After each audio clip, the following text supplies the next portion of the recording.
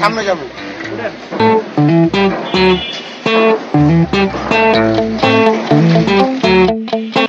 থামেন ভাই, থামেন ভাই, একটু দাঁড়ান ভাই।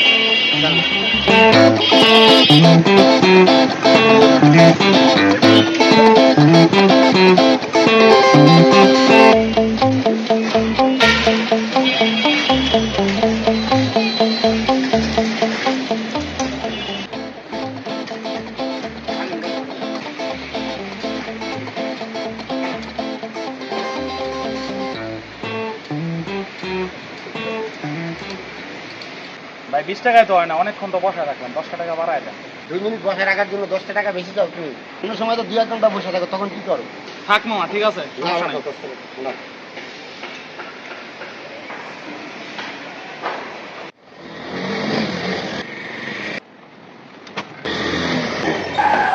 কি গাড়ি চালাচ্ছ, চোখে দেওয়াস না? সরি, ভুল হয়ে গেছে।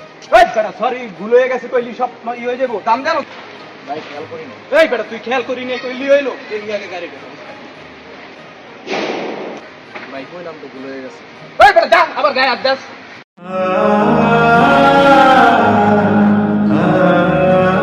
এই বেটা দেখ, গাড়ি পিছনে দেখ।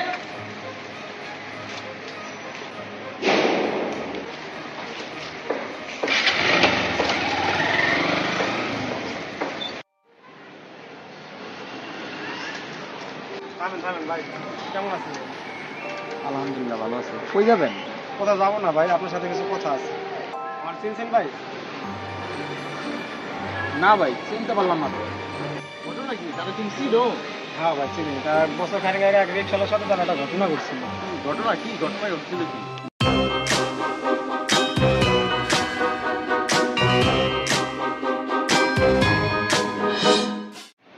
আপনি সেই অহংকারী লোক, আপনার এই অবস্থা কে ভাই? 2-1 বছরের মধ্যে এত পরিবর্তন আপনার ভাই? ঘটনাটা কি? আসলে ভাই এটা আমার পাপের ফল। আপনি তো দেখছেন আমি একসময় মানুষের সাথে খুব দুর্ব্যবহার করতাম, খুব অহংকারী ছিলাম। যে অহংকারের কারণে আজকে আমার এই প্রথম, এমনকি আমার ফ্যামিলির সাথেও আমি তেমন একটা ভালো ব্যবহার করিনি, যার কারণে আজকে কেউই আমার পাশে নেই। এই অবস্থা। আপনি আপনার পাপের ফল পাইছেন, আর অহংকারের পতন ঘটছে, আর মাজলুমের দোয়া কবুল হয়েছে। আমাদের নবী করিম সাল্লাল্লাহু আলাইহি সাল্লাম বলেছেন, নিঃসন্দেহে 3 ব্যক্তির দোয়া কবুল হয়। 1 হচ্ছে পিতার দোয়া, 2 হচ্ছে মুসাফিরের দোয়া, আর 3 হচ্ছে নির্যাতিতার দোয়া হয়। ভাই আসলে আমি আমার ভুলটা বুঝতে পারছি।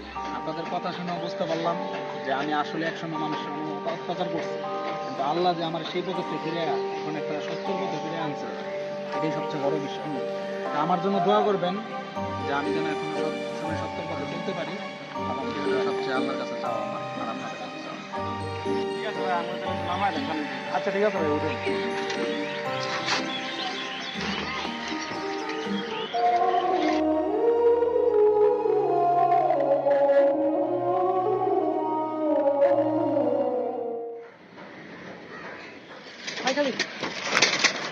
ভাই কি অবস্থা ভাইয়া, কেমন আছেন? এই তো ভাই আলহামদুলিল্লাহ ভালো আছি, আগের চাইতে অনেক ভালো আছি। গাড়ি চালাইতেছেন না? জি, আমি ভাড়া চালাইতাম, এখন ইনশাআল্লাহ আপনাদের দোয়ায় একটা গাড়ি কিনছি। বেশ, তো ভালো হয়েছে ভাই। তো আমার টাকা দিয়ে হোক। জি, ওঠেন।